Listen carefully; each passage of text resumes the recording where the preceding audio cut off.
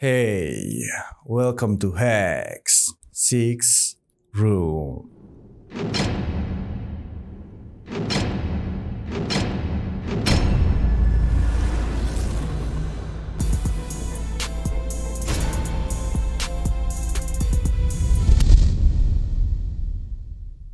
Apakah kalian tahu misteri paling misterius di dunia ini? Ya, mungkin itu adalah sesuatu yang bisa membuat kita semua merasa khawatir, was-was, overthinking, atau mungkin bahkan merasa takut. Masa depan. Ya, kita tidak tahu persis bagaimana dan seperti apa itu akan terjadi. Bisa jadi baik, bisa jadi buruk, bisa jadi menyenangkan, atau mungkin bahkan bisa jadi menyeramkan. Ini bukan sama sekali quotes atau kata-kata bijak ya. Kenyataannya memang kita tidak tahu persis gitu apa yang akan terjadi nantinya. Seperti foto-foto yang akan aku bahas kali ini, di mana foto-foto ini adalah foto-foto yang merekam momen sebelum hal-hal mengerikan terjadi. Seperti apa foto-fotonya? Kita mulai pembahasannya.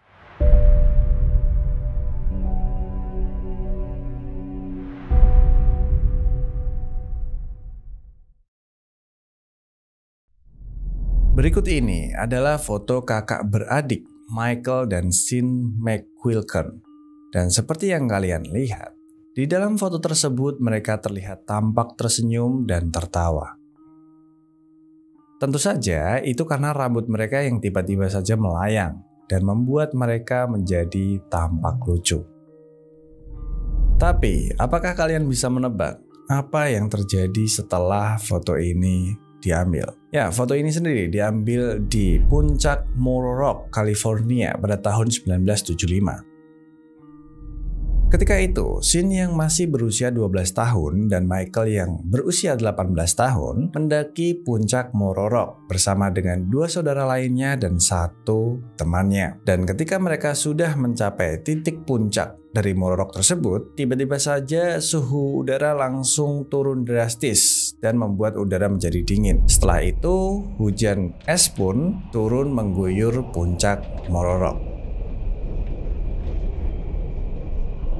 Tidak lama kemudian terjadi sesuatu hal yang sangat tidak biasa bagi mereka semua yang ada di sana, yaitu adalah tiba-tiba rambut mereka itu melayang ke udara seperti yang kalian lihat di foto.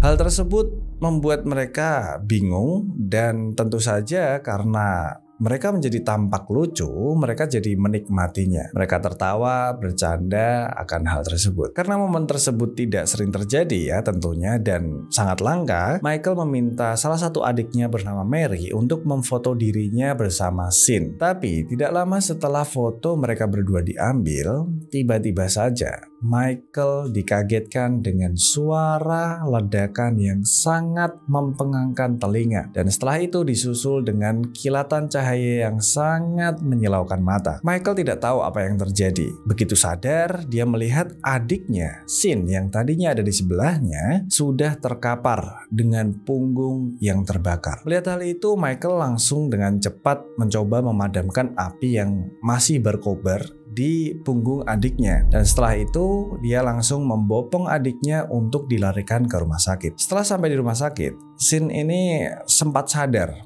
namun ya sialnya Sean ini kembali tidur dan koma selama 6 bulan ke depan. Sean mengalami luka bakar tingkat 3 yang dimana itu adalah luka bakar yang cukup serius. Selain itu, petir yang menyambarnya di puncak Morro Rock membuat seluruh rambut yang ada di tubuh Sean itu hangus. Dan ya, kondisinya sangat mengkhawatirkan. Namun beruntungnya setelah komanya selama 6 bulan, Sean ternyata terselamatkan dan dia masih hidup hingga sekarang. Tapi kabar yang terbaru tentang Sean ini ya, seluruh rambut yang ada di sekujur tubuhnya tidak pernah bisa tumbuh lagi. Ya, setelah kejadian tersebut, akhirnya Michael, Sean dan semua saudaranya dan temannya ini akhirnya tahu gitu. kalau fenomena rambut melayang tersebut itu dikarenakan adanya daya listrik yang sangat besar di dalam tubuh mereka. Dan itu adalah pertanda dari alam bahwa sebentar lagi akan ada petir yang menyambar. Ya, siapa yang menyangka momen yang lucu menyenangkan bagi mereka semua yang ada di sana tadinya, sampai mereka berfoto dan sebagainya, malah berujung dengan sesuatu yang mengancam nyawa dari Sin.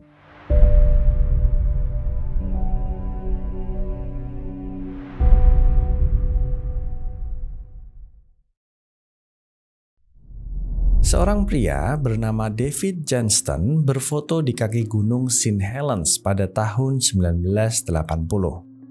Saat itu, Dave sedang melaksanakan tugasnya sebagai anggota tim United States Geological Survey atau USGS untuk meneliti dan melaporkan aktivitas gunung St. Helens yang saat itu sedang aktif. Karena saat itu aktivitas dari Gunung St. Helens ini sedang sangat tinggi, David menjadi satu-satunya orang yang dengan sukarela tetap bertugas di sana untuk terus meneliti dan melaporkan aktivitas dari Gunung St. Helens ini. Lalu, setelah memberikan laporan letusan pertama dari Gunung St. Helens ini, David menyempatkan diri untuk berfoto, mengabadikan momennya di sana. Dan tidak lama setelah itu, tiba-tiba saja David ini tidak bisa dihubungi lagi oleh timnya. Tidak ada yang menyangka hal buruk akan terjadi kepada David karena timnya tahu bahwa David ini berada 6 mil jauhnya dari Gunung St. Helens, yang dimana itu harusnya menjadi tempat yang cukup aman dari letusan gunung tersebut. Tapi siapa yang sangka bahwa David ini ternyata meninggal karena adanya ledakan lateral dari sisi Gunung St. Helens tersebut. Ledakan lateral sendiri itu adalah ledakan dari sisi samping dari gunung berapi. Ya, biasanya yang mungkin kita tahu itu adalah ledakannya itu kan dari bagian atas gunungnya ya. Tapi ledakan lateral sendiri ini itu ledakannya dari samping, bukan dari atas. Ya, walaupun David ini ada di 6 mil jauhnya dari gunung tersebut, kalau ledakannya dari samping, otomatis dia pasti akan kena. Dan saat itu, David ini ya secara langsung terkena ledakan lateral tersebut. Jadi dia tidak terselamatkan lagi. Setelah kejadian tersebut, David ini kemudian dikenang sebagai orang yang sangat berdedikasi dengan profesinya. Sampai-sampai untuk mengenang pengorbanan dan jasa dari David ini, akhirnya nama dari David Johnston ini kemudian digunakan menjadi sebuah nama tempat di Gunung St. Helens.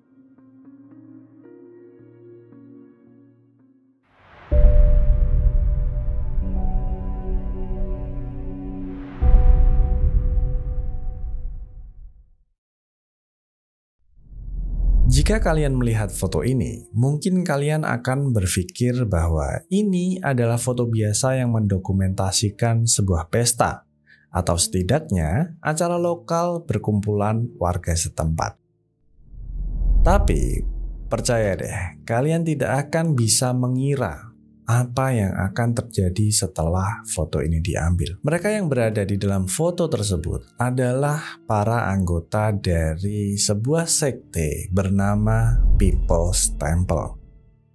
People's Temple ini sendiri adalah sebuah sekte yang dikenal sebagai sekte sesat di Amerika Serikat dan didirikan oleh seorang pendeta yang karismatik bernama Jim Jones pada tahun 1950-an. Pada awalnya, Jim Jones ini memiliki banyak pengikut itu karena dia dengan berani menyuarakan isu rasisme pada kala itu. Dan dari tahun 50-an sampai 70-an, People's Temple ini kemudian semakin terus berkembang. Namun, semakin lama Jim Jones ini berubah menjadi seseorang yang semakin diktator. Yang tadinya dengan karismanya, dia dianggap sangat mengayomi para pengikutnya. Lama-kelamaan Jim Jones ini malah justru menekan para pengikutnya. Sampai-sampai dia akan menghukum orang-orang yang mempertanyakan wewenangnya. Dan suatu ketika pada tahun 1978 ada sekelompok jurnalis yang mendatangi Johnstown, tempat di mana orang-orang People Temples ini tinggal. Dan ya, terjadilah pertemuan di sana antara para jurnalis dan Jim Jones sendiri dan orang-orang dari anggota People's Temple ini. Nah, pertemuan ini sendiri sebenarnya berjalan dengan baik, dengan aman dan sangat lancar. Sampai akhirnya ada beberapa warga dari Johnstown ini sendiri atau anggota dari People Temples ini sendiri itu memohon pada para jurnalis untuk membawa mereka keluar dari kota tersebut. Ya, mengetahui hal ini kemudian Jim Jones saat itu langsung marah besar karena dia merasa dikhianati oleh pengikutnya sendiri. Dan saat itu Jim Jones langsung menyuruh para anggotanya, para pengikutnya untuk membunuh rombongan para jurnalis ini dengan menggunakan pisau. Ya tentu aja rombongan jurnalis ini ketakutan. Mereka langsung ada yang membela diri, ada yang langsung lari dan sebagainya. Ada beberapa orang-orang dari jurnalis yang meninggal di tempat dan ada beberapa yang berhasil selamat. Mereka lari ke hutan dan menuju ke tempat penerbangan, area penerbangan. Nah, tapi sayangnya Jim Jones tidak diam gitu aja. Dia tetap langsung nyuruh pengikut yang lain untuk mengejar para jurnalis ini. Ya, pokoknya para jurnalis ini tidak diperbolehkan untuk keluar dari tempat itu. Singkat cerita, para pengikut dari Jim Jones ini sudah ada di tempat landasan penerbangan. Mereka langsung menyergap para rombongan jurnalis ini dan membunuhnya di sana. So, tidak ada satupun orang dari rombongan jurnalis ini yang selamat dari tempat itu. Setelah kejadian ini, Jim Jones kemudian langsung mengumpulkan semua pengikutnya yang ada di Johnstown itu. Mereka dikumpulkan di sebuah hall utama, hall besar. Dan setelah itu, Jim Jones ini berkhotbah mengajak kepada semua pengikutnya untuk melakukan sebuah tindakan yang disebutnya sebagai tindakan revolusioner. Dan ya, tindakan itu adalah tindakan untuk menghilangkan nyawa mereka sendiri. So, foto yang bisa kalian lihat ini adalah foto terakhir yang diambil ketika mereka semua meminum racun bersama-sama. Tidak lama kemudian, setelah foto ini diambil, setelah kejadian itu terjadi, ditemukan sekitar setidaknya 909 orang meninggal karena meminum racun sianida. Ya, jika kita melihat foto yang tadi dan melihat fakta yang terjadi setelah foto itu diambil, siapa yang menyangka? Siapa yang bisa mengira?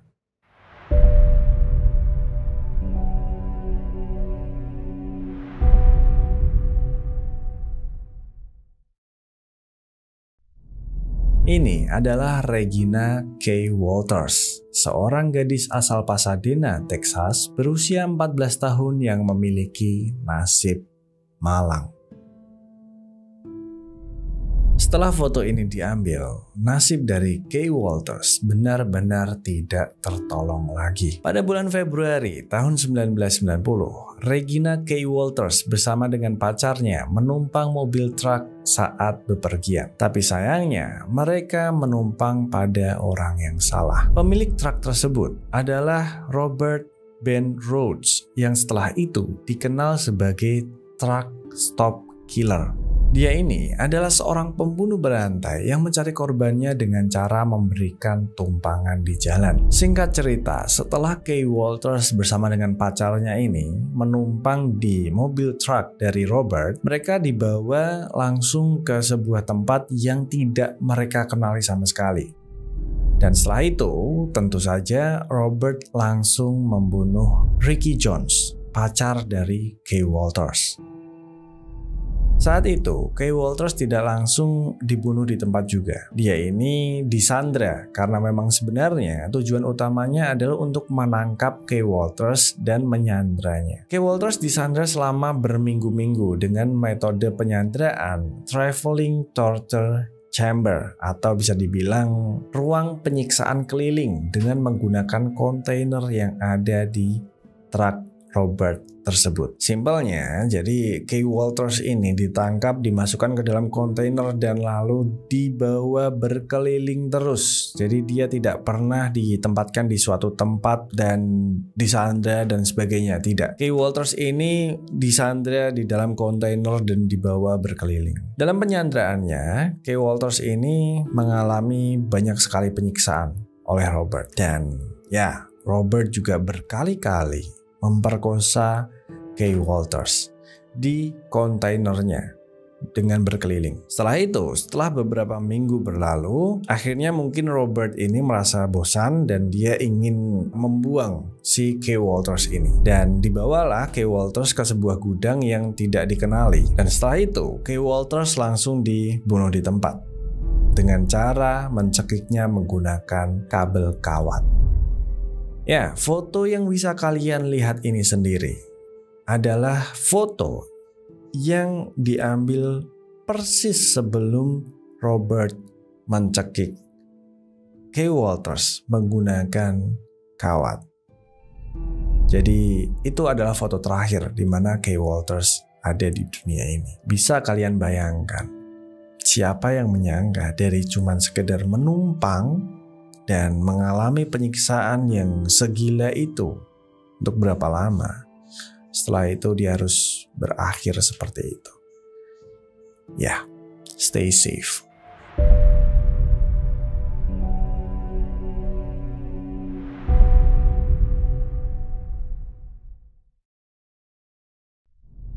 Kalian bisa lihat foto ini baik-baik. Apakah ada yang janggal? Ya, di belakang anak perempuan yang berdiri di foto tersebut, terdapat seorang laki-laki yang menodongkan pistol ke arah kamera. Jika kalian berpikir itu adalah orang yang berpose dengan menggunakan pistol mainan, kalian salah besar. Foto ini diambil oleh seorang politisi dari Filipina bernama Reynaldo Daxa saat tahun baru 2015. Ketika itu, ia hendak memfoto keluarganya untuk mengabadikan momen tahun baru. Tanpa dia sadari, ada seseorang laki-laki yang muncul dari belakang anak perempuannya sambil menodongkan pistol. Beberapa detik setelah Daxa ini menekan tombol di kameranya untuk mengambil gambar, tiba-tiba saja peluru panas sudah menembus dadanya hingga akhirnya Daxa meninggal seketika. Kejadian ini sendiri menjadi headline berita ketika itu. Dan dari kepolisian Filipina itu tidak membutuhkan waktu yang lama untuk menangkap pelaku penembakan. Karena sialnya bagi si penembak, wajahnya tertangkap oleh foto di kamera. Sekali lagi, siapa yang sangka momen bahagia, momen menyenangkan bagi keluarga Daxa saat itu yang akan berfoto untuk mengabadikan momen, justru malah menjadi akhir yang sangat menyedihkan bagi keluarga mereka.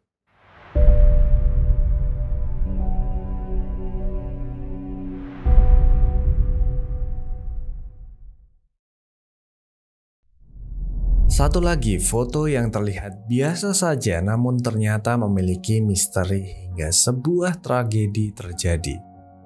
Ini adalah foto kelas siswa-siswi dari Columbine High School pada tahun 1999.